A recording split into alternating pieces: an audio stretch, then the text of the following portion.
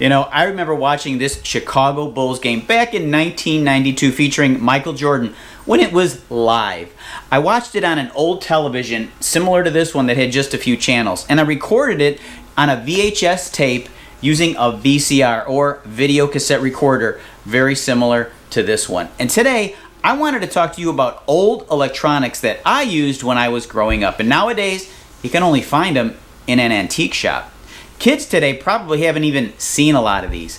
Now, you're in for a special treat because today I'm going to show you at the end of the video my first movie. The first movie I ever made when I was 14 years old using a silent Super 8 movie camera. It should be a lot of fun. I hope you'll stick around.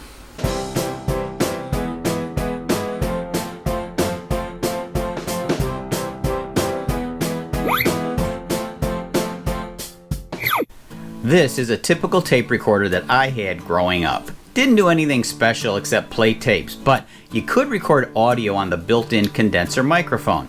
And if you were sneaky, you could press record and hide this large device out of sight to record an unsuspecting third party, like your brother, sister, or your parents. Later, Radio Shack came out with this mini cassette recorder. Well, you can tell by the carrying strap that this is the portable version. Let's hear how it sounds when I play this 24 karat gold rock and roll cassette.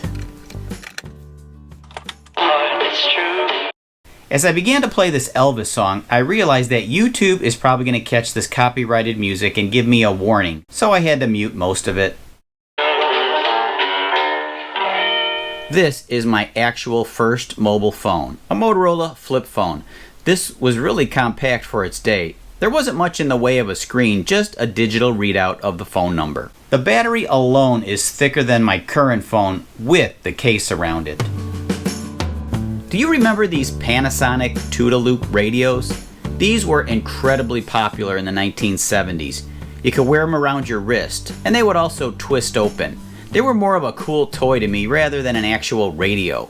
Here's one I came across in an antique shop recently. Panasonic made lots of radio styles, including this ball radio, which I remember, and I also had one of these growing up. Here's a transistor radio I bought from Radio Shack in the 80s, and I still use it today to listen to baseball games. You can see that it's been dropped a few times, but the radio still works.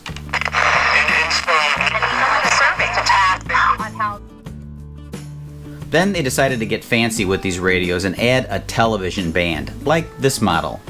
Now that television broadcasts in HD, I think this TV band is useless. The first of Sony's iconic portable cassette tape players went on sale July 1st, 1979 for about $150. I bought this one probably in the early 90s for a lot less. This one includes AM and FM radio bands. I showed a couple of my grandchildren some of these old electronics to see if they could identify them, and they did surprisingly well. Here's how that went. All right, what's this? A phone. What's this part? The signal. Yeah, what for? Like that. So it can connect the far away. To connect from. Pretty smart, you guys. How come there's no screen on it? Because it was from when you were a kid. You ready? Let me see. I'm gonna see if I even know. Let me show. Okay. What is this? Oh, I know what that is. What is that? Camera? Yes! What is this? I think it needs batteries. I saw it move for a sec. Oh, there we go. So you gotta bang these things. That was the fun thing about old electronics. You'd bang them and they would work. Alright, say something. Hello. Can you hear me? Yeah. Oh, there we go. So you gotta bang these things. That was the fun thing about old electronics. You'd bang them and they would work. Alright, say something. Hello. Can you hear me? Yeah. Do you know what this is? A radio. Yes! I was gonna say that. A radio. Good job. One more thing. What's this? Phone. Can I play on it? No. Just as I promised, my first motion picture. Let me set it up for you. Sometime back in the late 1970s, my friend Frank, he had this video camera. It looked something like this. But the one cool feature that this old camera had was that you could take a frame at a time. So if you had an object and you set it down, you could take a picture of it, move it slightly, take another picture, move it slightly, and so on. And then it made this object look animated. So we found a mattress in the alley. I know, how ironic. Some things, well, they never change. So we animated this mattress into a killer mattress. Now, the quality is bad, the video is jumpy, and there's no sound. But I think you'll get the idea. So now for your viewing pleasure, the Mattress Murders.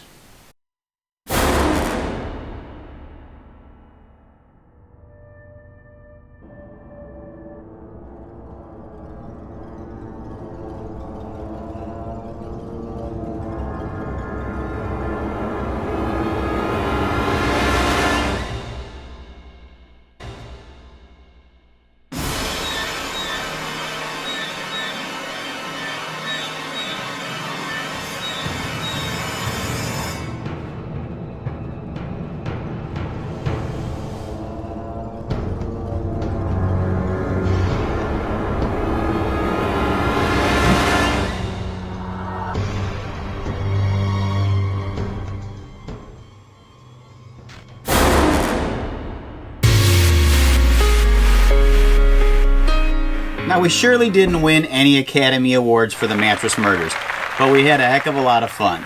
Thanks for watching Alley Picked. I hope you had some fun. Until next time, I'll meet you in the alley.